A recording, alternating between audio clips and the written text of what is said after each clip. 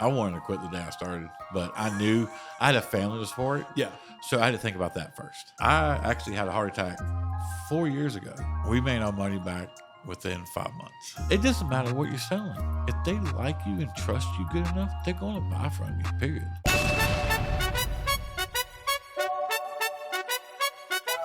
What's up, guys? Lift and Love. Lift and Love here. Where did you pull this question from? Why is that? Lift Love. Crochet. We out. What's up, guys, and welcome back to the Lifting Love podcast. You are awesome. And today's episode is brought to you by Lake Hickory Pub and Marina, where lake and life meet. Today, we have a very special guest on. Someone who I've known for, how long would you say I've known you? Like 2 years now? Yeah. Creeping up on 2 years. Yeah. He is the owner, you're technically co-owner. Co-owner. And founder of Just Dump It, Todd Watson. How are you? Good. You? Dude, I'm doing so good. We're here. Yep. We're finally here. So we talked a little bit off camera. Yes. Kind of just want to jump right into it. I feel like I know you, and I feel like a lot of people know you. But I want to use this podcast as a time to really like dive deep into your story. So before we get there, for the people who don't know you, who are you and what do you do? All right, my name is Todd Watson. I'm the co-owner of Just Dump It. We do dumpster rentals, junk removal, and small demolition.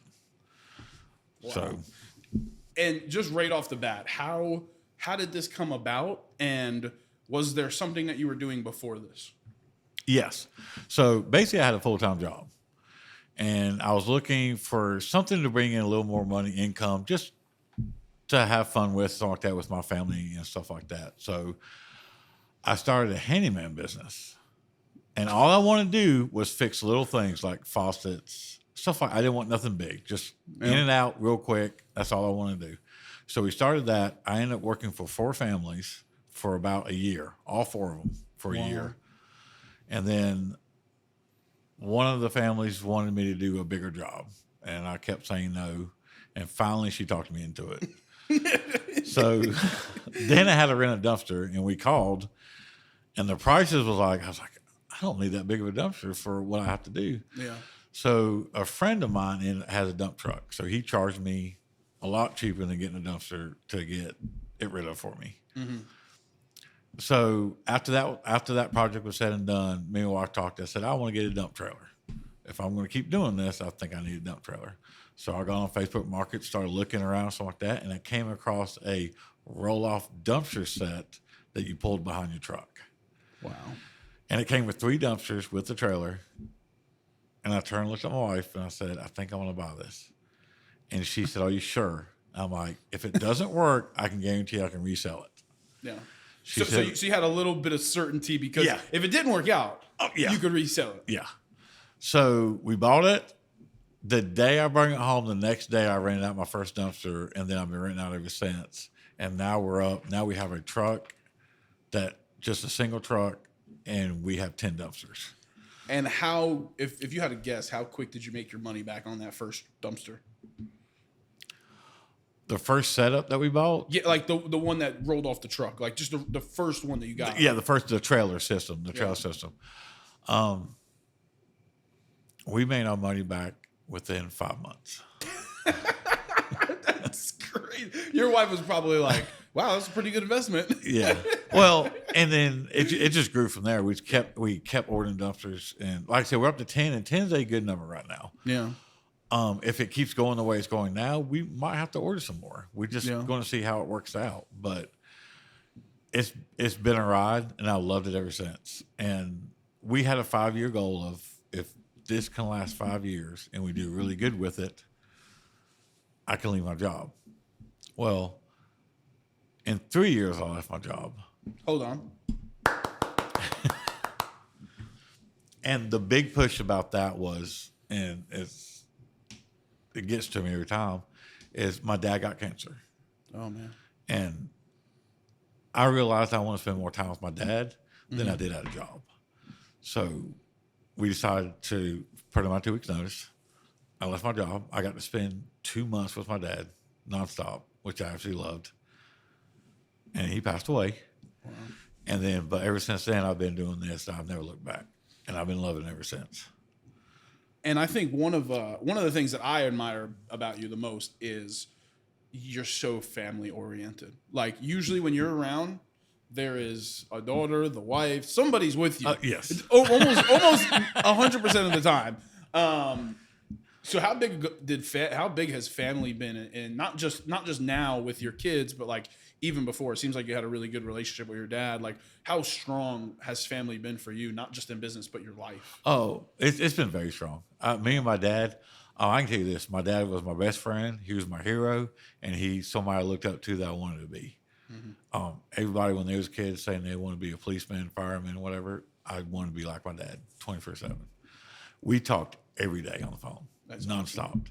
Even with my kids today, I spend as much time with them as I can. Yeah.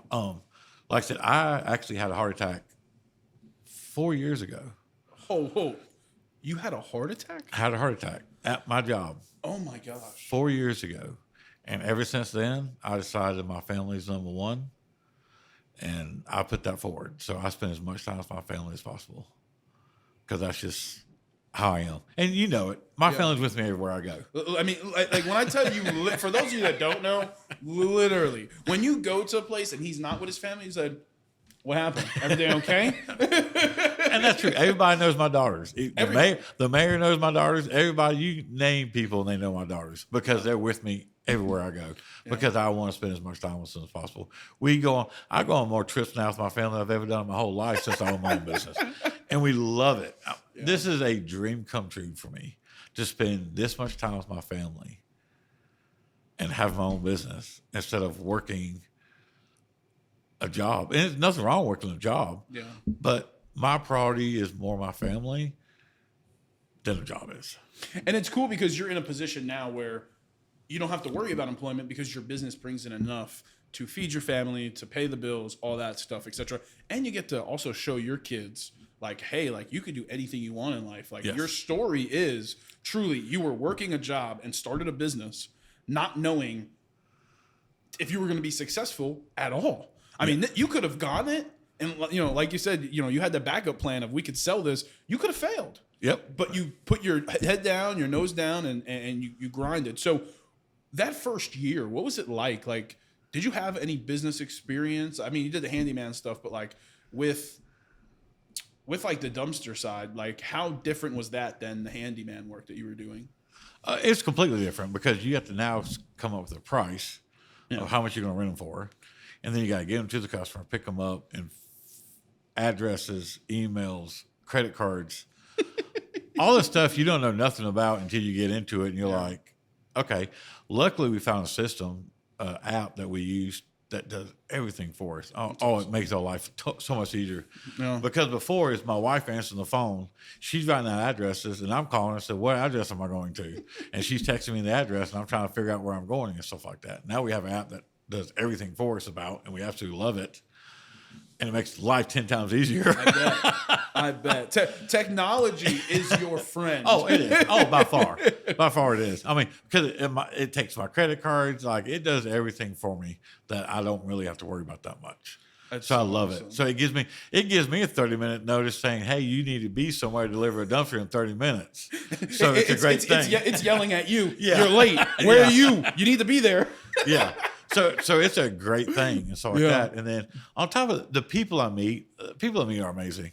Yeah. My customers, absolutely amazing. And I actually schedule enough time that I get to talk to my customers. When I drop off, it's not a drop and go. It's a drop. Hey, what are you doing? Yeah. Because when you find out what you're doing, because I have so many contacts, I can give them other people. Are you fixing something? Is something broken? You need something painted? I know handymans. I know contractors. I know a lot of people. Yeah. So if they need something else, I can invite them with another type of service. And I think the cool part too is like, you know, we were just talking about your biggest finds, you know, over here before we sat down. Every time you talked about a find, you didn't just say, oh, I found this and I was able to flip it for X amount of dollars. You were like, well, this person had someone pass in their family, and you talked a little bit about their story. So to see you're able to not only connect and help someone. Maybe they're going through a difficult time, or genuinely, maybe they just want to, get some clutter out of their house. Like whatever it is, it seems like you're able to connect with those people. And sometimes they're going through a change, or sometimes they're going through a very unexpected moment in their life, like somebody passing or whatnot. I'm sure you deal with that a good amount. When you got into this, did you think about how much human connection would be involved? And did you have experience with that, or was that kind of something you just like had to learn on the way?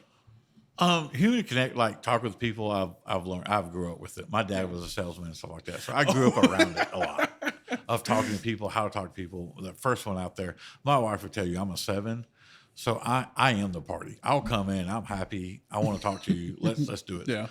But with my business, I've learned it's not just a job; it's helping people too. Especially when we do junk removal jobs. When we go in, we talk to the client of what everything wants to be done. Either they want it donated to a place, we'll pick it up and actually take it to a place and donate it for them if that's what they want. If they just want us to throw it away, or how they want us to do it, because at the end of the day, it's their stuff. Yeah. And I want them to be happy with what I do, so I do exactly how they want it done. So that's the whole conversation when we go in, is how you want it done. Do you just want it thrown away, or do you want it donated? Yeah. And then they need to go in and get wherever they want out of it. But also, as we go through houses, if we found anything worth of value, or we found money, it doesn't go in my pocket. I give it back to them. I said, do you want, and it's up to them if they want it or not. Because I give them a choice. Do you want me? Do you want it, or do you want me to get rid of it for you? And it's up to them if we want to keep it, or we want to throw it away. The money part they always keep, which is totally fine. Hold on. You want to keep that money? That is completely unacceptable. It's just so interesting. So like when people think junk removal, they don't think the human connection part. They don't really they just think it's a dump and go job, as I'm sure you've either seen or heard experiences of other people doing it. Yes. How hard is it to differentiate yourself from the competitors that you have? And see, that's a hard question, because I go out there and I make sure that I connect with the customer, period. Mm-hmm. We want to walk through, because like I said, we want to walk through and make sure everything's done the way they want it done. Yeah. Not the way I want it done. It's what they want. Because at the end of the day, it's their stuff. They're paying me to get rid of their stuff or donate it or however they want it done. So by saying that, I just have the time to sit and talk to them and go through everything with them to make sure that it's done right. And now I couldn't say anything about any companies and how they do it. It's just me being on top of it and be able to connect to the person I'm talking to. So just being yourself and being able to be the best version of that and do things the right way is really the route of, I don't really, and not that you don't care for the competition, but you're like, you know what, however my competitors do it, that's one thing, but I'm going to do it this way, because at the end of the day, like your heart, you stay true to who you are and not try to be anybody else. I think that's something that's super important, because competition is a great thing. I mean, it's needed. Yeah, it is. But there's also a point of like, everybody's so different in how they operate their business and how they structure their business. There's a small part of me that also doesn't really believe in competition. I feel like there is a ground to, regardless of what industry you're in, there could be some sort of collaboration regardless. Like, competition's there, it's a thing, I know. But at the end of the day, like, we operate such different businesses in the same industry. So there should be some route for collaboration. Have you reached out and talked to any other, like, your quote-unquote competitors? Oh, yeah. I actually helped some of them. Some of them called me and asked me for dumpsters to do a job, and I'll go deliver them for them. To me, I think everybody put there's enough business out there for everyone. Yeah. Is that true? Sometimes it's a lie, because sometimes you can have too much of something, and then the market gets flooded with so many people doing it. Mm-hmm.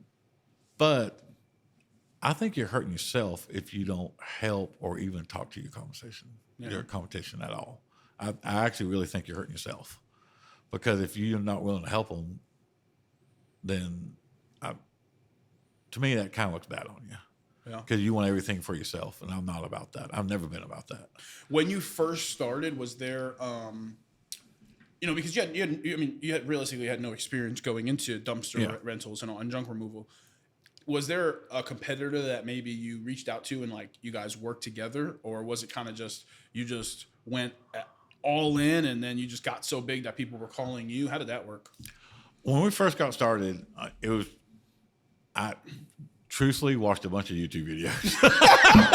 Listen, with YouTube, you can do anything, okay? I literally found people that did dumpsters and started watching a ton of videos. And then I started posting on Facebook and everything else I can post on. And like I said, actually the first customer I have was actually one of the ladies I did home repair for a handyman. She called me. She goes, I want to rent your front dumpster when you get it because I have some stuff I need to throw away. And ever since then, like almost 80% of my business now is just word of mouth. It's not by advertising. It's actually by word of mouth because we do such a good job communicating with our customers that they love it the way we do it because they get a text when we're on the way. They get a text when we leave. Is this all that app? Yep, it's all through that. I hit a button and automatically sends them a pre-text saying, hey, this is Todd from Just Dump It. I'm on my way to your site right now. And when I get there, I hit the button finish. It sends them another text. Hey, thank you for choosing Just Dump It. Please give us a review or something like that. So I would like to actually jump into that because that was one of my next things, the operations behind it. When you first started, how important did you know that it was like the customer experience? Because the customer experience for every business is essential because you need to not only retain people, word of mouth, like you're talking about, like customer experience is kind of how big do you want your business to grow? Because if you give the best customer experience possible, that's where you get referrals. That's where you get reviews. That's where you get all that. When did that operational part of it come into play for you? And how hard was that learning? Let's say the job I was at, I was in sales. Okay. So customer service has always been number one to me. It always has been. As a society now, you can see when you go into places, customer service is starting to die. For 100%. It's literally starting to die. So my main goal is all about customer service because I think if you give good customer service, you're going to outbeat anybody anyways if they're not. So day one, I knew it was customer service. I had to give out because if you give out the best, people's going to recommend you. 100%. And I'll say this, if you're married, my best, and the owner of the company, which is my wife, Mandy Watson, is absolutely the best person ever that you need to connect with because she helped me more than anything else I've seen because my mind goes one way, hers goes another way. And because of that, the way we can meet in the middle works out perfectly going down the road. Because if you have somebody you can talk to and bounce off ideas with because they think of one way and you think another way, you'd be amazing what you can accomplish and get done. Without her, I would not probably have this today. That was a great segue because every person that I've had, just about every person that I've had on here, always compliments their spouse. How important for you specifically in your experience, how important was it or is it to have the life partner that supports you, that encourages you, that gives you that ability to be able to grow not only as a human, and in your case as a father, but as a business owner and a leader? How important is that? Oh, it's very important to have somebody like that. To have somebody support you and you support them too with any choices they make. Because at the end of the day, it's a group decision. It's not one decision over another one and you're going to fight over who's right. It's learning how to communicate and making a group decision instead of this is how I think it should be done and this is how it's going to be done. No. If that's the attitude you have, it's never going to work. Truthfully. You have to learn to talk to each other and learn to communicate and make choices together and not separately. Yeah. Because there's been plenty of times I've done something and I'm like, and I'll pick up the phone and call my wife and say, I've done this. Is it okay? Help me. And she'll be like, It's fine. I was like, okay, good. Because I think I did something I wasn't supposed to. I messed up. I'm in a jam. Can you fix this for me? So it's so cool how you and again, I didn't know your full story. I didn't know that you worked somewhere else and you started with, the handyman stuff and all that. I didn't know that you started on just the whim of you had to find a dumpster rental, and then you were like, man, like, why are dumpsters so expensive? Then you went and bought your own. Like, did you think when you bought that trailer with the dumpsters, did you think that there would be any shot that it would be what it is right now? Truthfully, I thought it would take longer to build up to where we're going to. Because when we started it, we wanted me to leave my job. I wanted to spend more time with my family. And that's what it was all about. That was my reason why I was starting a business to begin with, is spend more time with my family or go on more trips, to have the cash flow that we can actually go on trips and not go in debt over. So when we started, we didn't know how fast it grew. Like when we first started, it grew so fast, like I said, in 3 years, even though my dad's situation, it gave me a little push to go ahead and leave my job. But within 3 years, my wife actually said within 2 years, I was actually able to leave my job if I wanted to. But we had a 5-year plan. And I'll say that to anybody. If you're starting a business, don't leave your job. Stay, grow your business. Your business is going to tell you when you need to leave your job. Truthfully. So make the money, start a business, start a little side hustle. And believe me, it's going to tell you, it's time to leave and do this full time. That's so awesome. And so you at first you just originally thought it was going to take like 5 years for this thing to take off. That was the goal, yes. And how long was it that not to the point not just, oh, this is something that I'm doing consistently. No, this is something that requires all of my time and attention. How long was it from buying those first dumpsters to completely leaving your job? Like I said, it was when I completely left my job. I was 3 years in my business. Wow! When I completely. So 2 years quicker than you thought. Yes. Wow, that's so cool. And so, is it everything that you thought it would be? Entrepreneurship, like owning your own or co-owning your own business. Like, is it everything that you thought it would be, or did you somehow see it being different? Oh, that's a good question. Because there's like this glorified thing of owning a business and it's the greatest thing ever. And there are aspects of that are true, but there's also the hard work, the stress, the being on 24/7 because the phone can ring at any time. Like, what did you think it was going to be compared to what it actually is? I think things probably go a little more smoother than what I thought. I mean, you have your ups and downs. And I'll tell you this, owning a dumpster business is not like owning any other business, especially when you have repeat sales. Guess what? Dumpster business is not a repeat sale business. It is, you have to keep finding customers. Now, I do have some contractors. I do have some handymans that's repeats. But it's not all the time. Look, if they're not busy, then I'm not busy. Yeah. So my business is not I got a customer. They're going to keep renting from me. No. They're going to use me one time, and that's it. Until maybe another couple years down the road, then they might give me another call and say, oh, we got some more stuff we need to get rid of. Yeah. So when you go into a business, think of how it's going to be. I have no idea how much time I have to put in advertising and getting customers and being involved in the stuff I do just to get my name out there so people will use me instead of somebody else. I mean, when we first started, was it easy? Yes, because it was me and 4 other people doing it. Now it's me and 35 other people doing it. So think of that. So I have to continue to keep doing stuff to stay on top.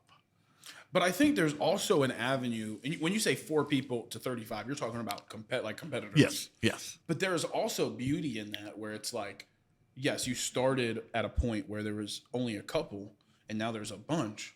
But you're still successful, yes. if not even more successful than you've been year over year. Yes. So I think there's also beauty in that.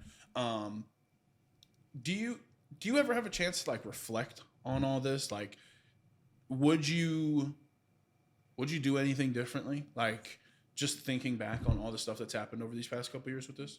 Oh, the only thing I do differently, and everybody will say this in a heartbeat, is start sooner.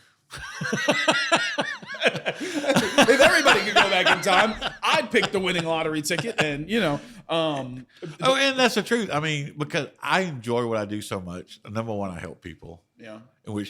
I know people don't think like that, but I do actually help people because I do dumpster rentals and I do junk removal. So I actually would go in and take everything out for them if they don't want to mess with it. Yeah. So I help people get their space back and get a peace of mind back. Because, I mean, clutter, when people think of cluttering and hoarding, they think, oh, they start hoarding. Well, hoarding is actually a real problem. It's an issue that something happened in somebody's life. Somebody could have passed away. They could have lost something. And in their mind is now they don't want to get rid of anything. They want to keep everything. And because they're afraid if they lose something or get rid of something, that memory of the loved one or the thing they lost, something like that, is going to disappear. So they start hoarding a lot. And a lot of times you can tell if somebody's passed away or not. If you can drive down the road, I know somebody that had the beautiest yard in the whole town. As soon as that spouse passed away, they have stuff everywhere now. It's like they lost something and now they don't want to lose anything anymore. So it's actually a real problem.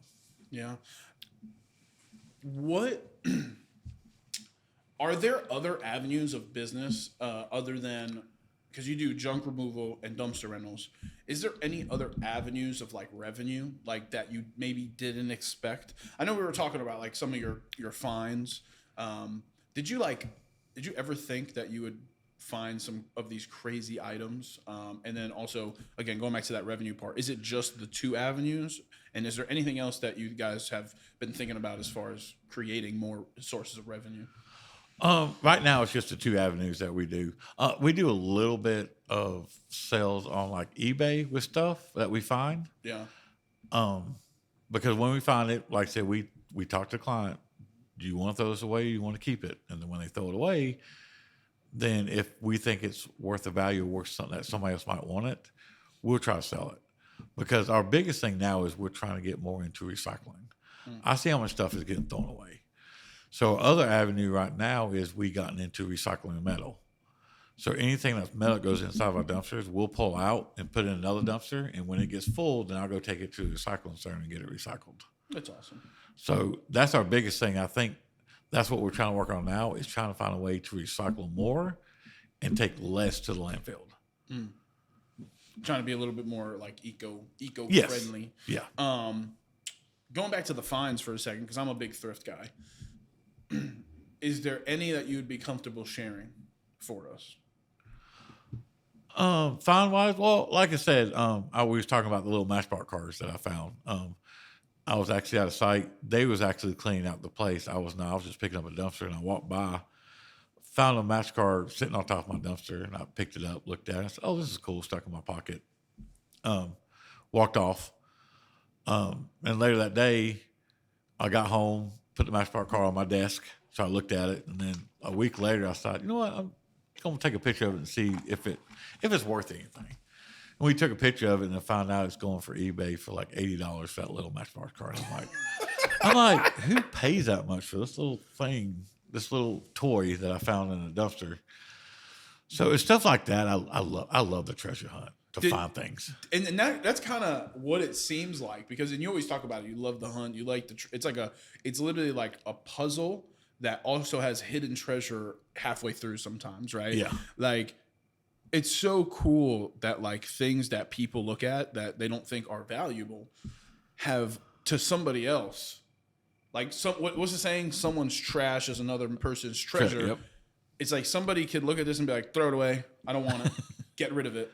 And then all of a sudden you could be like, actually, hold on a second. This might be worth something. Oh, you don't want it? Okay. I'll throw it away gladly, but I'm going to see if somebody else wants it. And then it resells, and it's unbelievable. Yeah. Like, there's just, I don't know, there's just beauty in something like that. Because like you said, every adventure or every dumpster rental or junk removal could be a little treasure hunt. Oh, it could be. It absolutely, I love it. I love the hunt. Yeah. It actually gets me excited because you just want to go through and start grabbing stuff and looking at it and stuff like that. But you have to develop an eye for it. Yeah. Because you can't spend all your time taking pictures of every little thing you pick up. You have to know what you're looking for, because if not, it's going to take you forever. And then you ain't going to make no money because you just spent 5 days on a 1-day job taking pictures of everything.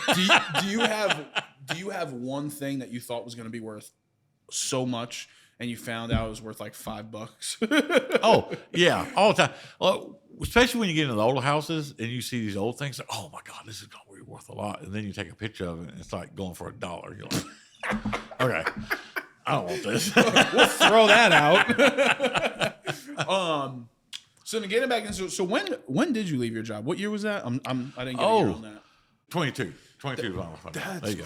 crazy. So this is all pretty recent. How old are you, if you don't mind me asking? I am 45. So the reason I asked that is because, I'm young. I'm 26. And I didn't find my passion until I was 24. Yeah. Ish. 23, 24. And a lot of people told me that, wow, you didn't find your thing until really late. Because most people come out of high school and they know what they want to do, or they have at least a plan or a goal. But it seems like, you went majority of your life. Did you ever think that you would be a business owner? What? Yeah. Well, when you grow up with a father like mine, my dad, he had a full-time job, but he had a bunch of side hustles on the side. Like, he did stuff, and I grew up around it. So I actually had an eBay store at one time. I sold books. I had a pressure washing business one time. Like, I did things. Yeah. Some things failed, but the one thing good I can say about my dad was if it failed, he didn't shame me. He sat me down and said, let's look at why you failed. Wow. Let's see the problem. Because if you start looking at why you failed, then you can overcome it in the next business you get into, or the next venture you want to get into. I have tons of ideas. My wife has to rein me in, because if not, I'll be going 30 different directions right now without a beat. And she has to rein me in. Said, let's focus on this one and then slowly start going out, because you have to be good at one thing before you can start being good at something else. So the point I was getting at with that statement was, for the people out there, it's like it's never too late to start. So if you're talking 6 years ago, you were 39? Yeah. 6 years ago? 38, 39? Yeah. How scary was it to go all in? Like, have you had any chance to reflect on, for me, it was so scary. I was like, oh wow, I'm gonna do this full time. Like, this is absolutely, I am freaking out. Was there any doubt in your mind? Did you have any like panic attacks? Like, what went through your mind when you finally made that decision to be like, you know what, let's do it? I think I did not panic at all, because I was all for it to begin with. I wanted to quit the day I started, but I knew I had a family to support. Yeah. So I had to think about that first. For sure. And my wife, she's the one that set the budget and stuff like that. And she kept me reined in of, okay, we need to do a 5-year plan because of everything's going on, stuff like that. So my mind was at ease. Like, I didn't have no panic attacks on. I think my wife did all that for me. She covered that for me. And like I said, without her, I don't know where I'll be at today. But like I said, that's what working as a team is all about. Is she wanted to make sure we was okay before I left my job. And we did. We made sure everything was okay. That's awesome. And then we got to leave and stuff like that. So, like I said, I can't praise my wife enough. I really can't. The things she's done for me and the things she does for the business and stuff like that is unreal. When you, someone who hasn't worked with you guys before, let's say they're a prospect customer, what can they expect working with Just Dump It? And why would you say, in your opinion, and you can be as biased as you want because you are the owner of the company, what can someone expect working with Just Dump It, and why should somebody work with Just Dump It? The biggest thing is communication. When the first time you call us, we'll go through the whole thing of what we do. We'll break it down to you. So like, and we even recommend you call the people to come out and give estimates. We give free estimates. We come out, free estimates. We'll take pictures of everything. With a junk removal job, we'll take pictures of everything. And we will not try to sell it to you that day. I'll tell you, I'm going to go home, get all this stuff organized, and I'll send you a quote by email. We want you to sleep on it. Because we want, at the end of the day, we want to make sure you make the right decision. I would hate for somebody to wake up to think they did something and it was a bad decision they made. But how many salespeople will try to sell you that day because they want to make the sale, and the next day you regret it by buying it? Probably happens all the time. And it probably does. We're not like that. We want you to sleep on it. We want you to think about it, talk to your loved one to see if it's okay, see if y'all want to do it. And then there's a button that hits accept. You hit accept, we'll call you back and set the appointment up and everything. So the things we do, and what people say, like, so you can read our comments and stuff like that, is we're easy to work with at the end of the day. We don't make things difficult. We don't have hidden fees. We don't do any of that stuff. What we say is what we do, period. That's awesome. That's so good. I think communication is a big problem for a lot of business owners. And I think especially as someone who if someone just gets thrown into it, it's a lot to be like, all right, well, oh my goodness, I have customers that rely on me and all this stuff. But communication is such a big aspect of life in general, not even just business. Yeah. I mean, you're always communicating. For 2025 and beyond, what does that look like for Just Dump It? What can people expect here in the next? I mean, at least just speaking for 2025. What big plans do you guys have for this year? This year, I think we're actually trying to look for a place to buy. We can start storing stuff and do more of the recycling thing. Yeah. Like I said, our big goal is trying to start recycling. So what that looks like and what I would like to do is every dumpster I rent out that gets filled, it goes back to our place, gets dumped, it gets sorted, and the trash goes to the landfill, and things that can be recycled, like metals, cardboard, glass, gets recycled, and the trash goes to the trash. And I think that's my biggest goal this year, is to try to do something. It's a very expensive goal, but it's a goal anyway. We have to take baby steps to get there. Like, first place is finding a place to do it with and stuff like that. That's awesome. So you're very involved in the community, not only in Newton, as you have the little Newton sticker, what the heck is it called? Pin. You're a part of the chamber. You're a chamber ambassador. You're with the city. Are you on the board at the city or what? Just Newton. What is it? Just give us a little breakdown of all the stuff you do, and then I'll ask my question. Okay. So I'm part of the chamber. I'm an ambassador of the chamber. Part of Downtown Newton Board of Development of Downtown Newton. I'm part of the Rodeo Club. How important to you is community, and when did you start implementing that in your business? Community is very important, period. Especially if you're living in the area and that's where your work is. Is because I know some people have business and most of the business might be overseas or might be in another state, that it gets delivered to another state. Mine is in this community, period. I deliver into Catawba County and the surrounding areas, and that's it. That's as far as I'll go with my stuff. So community is very important. And you know that. I'm out everywhere. Everywhere. I mean, I wear my logo out everywhere. Just dump it.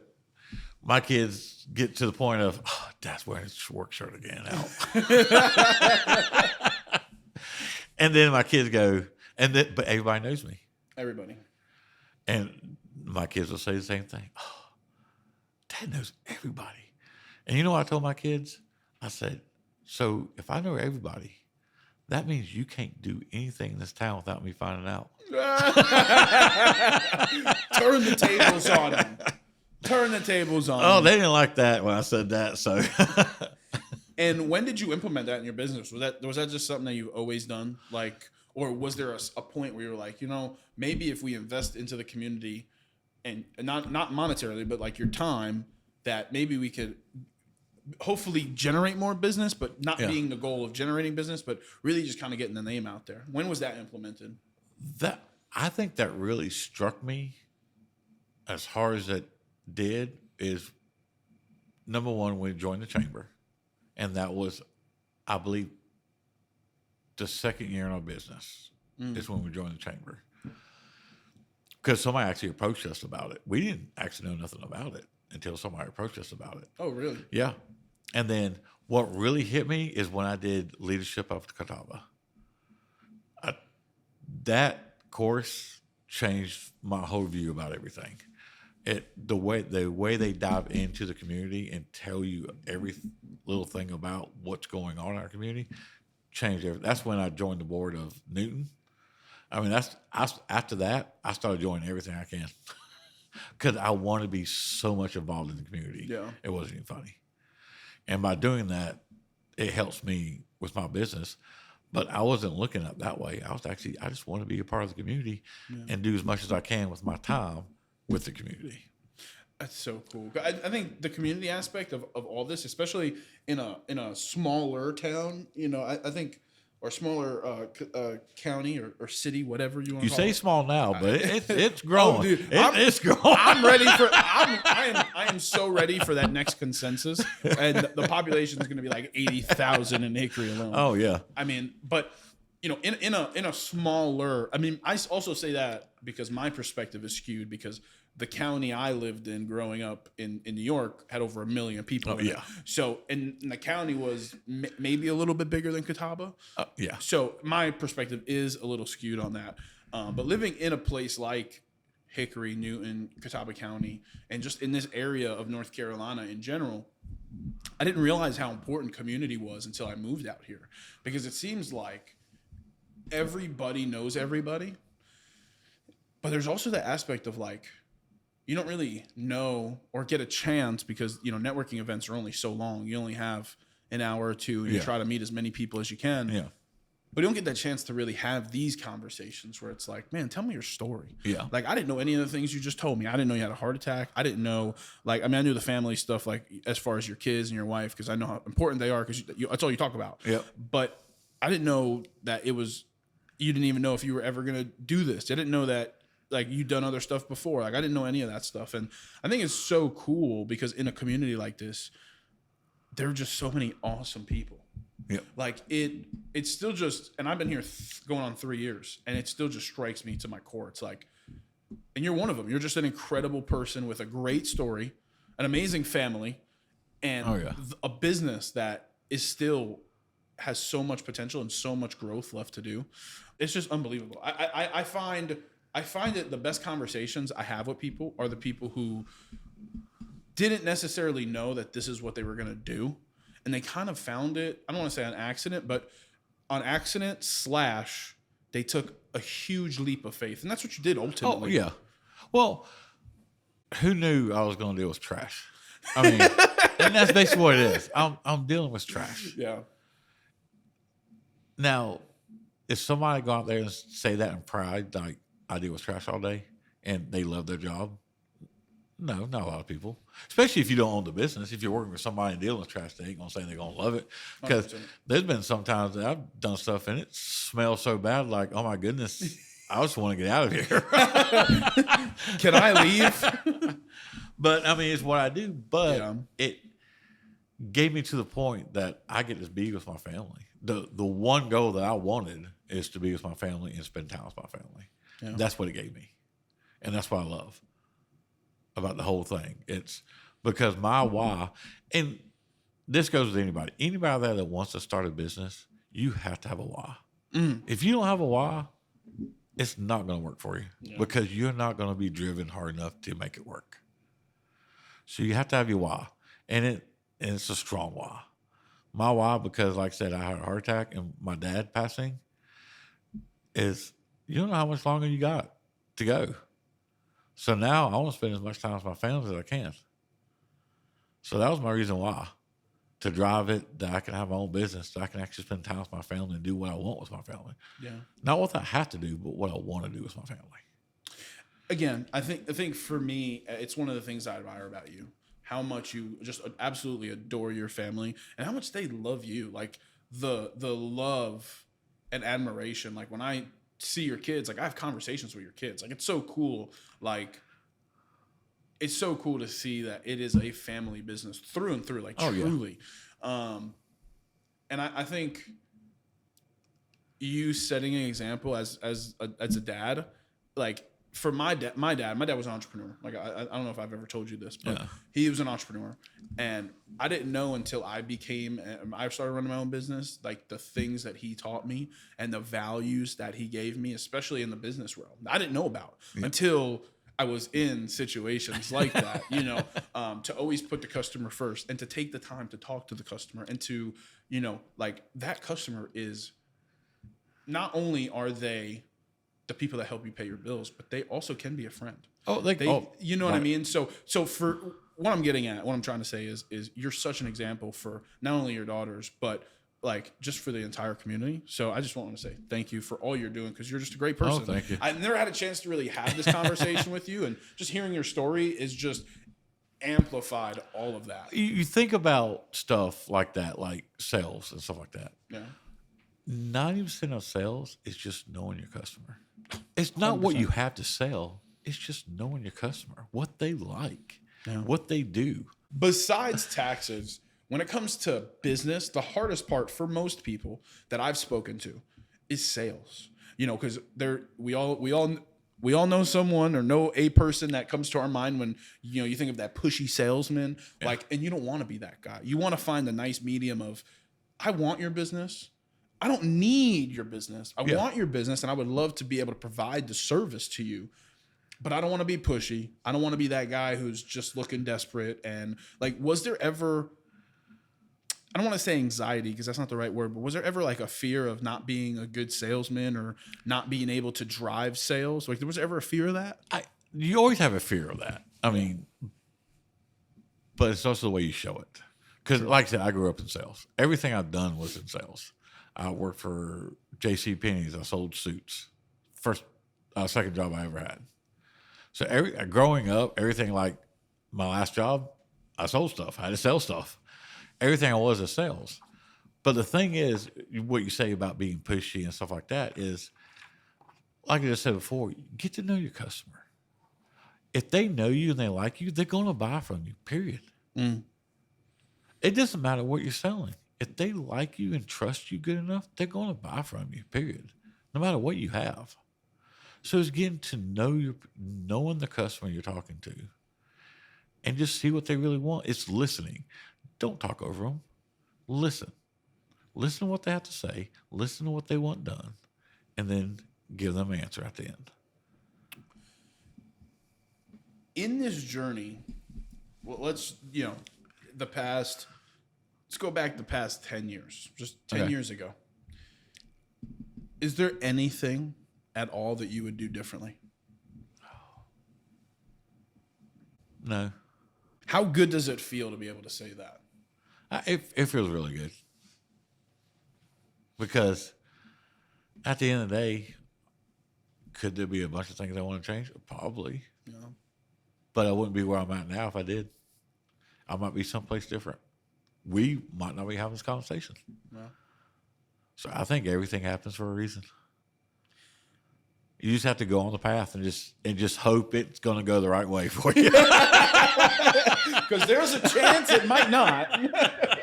How happy are you now compared to when you first started and you were still working that job? I'm very happy. Because I asked that. I asked that because you're always smiling. Well, because I grew up, I'm always laid back. Yeah. It's why get upset with something you cannot control. You control your feelings. You control your actions. You can be mad about something, but just being mad about it, is it going to change anything? No. Probably not. Yeah. So why get mad at it? Mm-hmm. And my wife sometimes is like, you too laid back. I'm like, well, it's just what it is. Now, don't get me wrong. Do I get upset sometimes? I do. Everybody gets upset sometimes. But 100%. At the end of the day, it's how you have action. Like, I love my job. I loved my job before I left it. I absolutely did. But at the time, like I said, it was time for me to take another path. Because, like I said, I wanted to spend more time with my family. So it was time for me to choose another path. That's awesome. But I like being happy because people like to be around people that are happy. Oh, 100%. A lot of people don't like to be around people that are sad all the time. And if you do, well, I think you're also sad and miserable.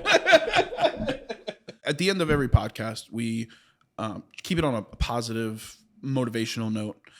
So for anyone watching this right now, whether it's life advice or business advice or whatever it is, what's the best piece of advice that you can give to somebody watching this right now? never say you know everything. There's always things to learn, no matter what you do. I can never know enough about dumpster rentals or junk removal. To this day, I'm still watching YouTube videos on dumpsters and junk removal because I don't think I know everything. So till this day, and probably until the day, either if I sell the business or pass it to my kids, I'll probably still watch YouTube videos on it. Seriously. Because I don't think you can know everything. Yeah. I really don't. I think there's always something to learn. You'd be surprised if you open your mind what you can learn instead of shutting a lot of things out. That was very well put. That was so well put. It is kind of true because, like, when you meet someone who is like, I know everything. It's like you get like that instant like weird feeling. You're like, oh, you do. It's Well, like, they talk over you, and when you tell them a story, they always got a story better to say than what yours is. bruh. So it's, and don't get me wrong. I mean, we have those people. Yeah. It is what it is at the end of the day. But when you start shutting off your mind to things, you stop growing, which I think there's a whole world out there to know still. I don't know everything. I know I don't know everything. I'll probably never know enough about this business. Everybody might think I do, but I don't. It's just new things are going to happen every single time that I need to know about something. Yeah. Everything's changing. The apps are changing. You got to keep up with that stuff. All the technology that's going on right now, you got to keep up with it. Because if you don't, you're going to be left in the past and you might be out of business because you didn't do something you were supposed to do. 100%. Well, before I ask you to shout out your social media, I just want to say thank you for your time. Oh, thank you. I very much appreciate it. I'm glad to know you as a friend, and again, everything I said today, I admire everything you do, and I look forward to seeing the continued success of Just Dump It. But for the people who maybe don't follow you, you should. Where can people find you on social media? And if they wanted to book or at least get a free quote from you guys, how would they go about that? At Instagram is at TW Just Dump It on Instagram. I do a YouTube video, and YouTube is actually it's how I got started in my business and how I'm doing in my business. So if people want to follow that, that's just my name, Todd Watson. But our number is, if you do want us to give us a call, is 828-461-5142. Boom. Now, you guys have a website or anything that they can go to or no? The website is www.twjustdumpit.com. Boom. Make sure you go check them out. Give them some support. Give them a follow. If you ever need a quote, give them a call. It's free estimates. Free estimates. Yep. Boom. Free estimates. But one more time, thank you so much, Todd Watson. Thank you. Just Dump It.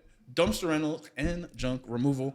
And also thank you to Lake Hickory Pub and Marina for being a presenting sponsor today, where lake and life meet. And until next time, guys, subscribe wherever you get your podcast. Thank you so much again. And until next time, there's only one thing left to do. Lift love, crush hate. We out.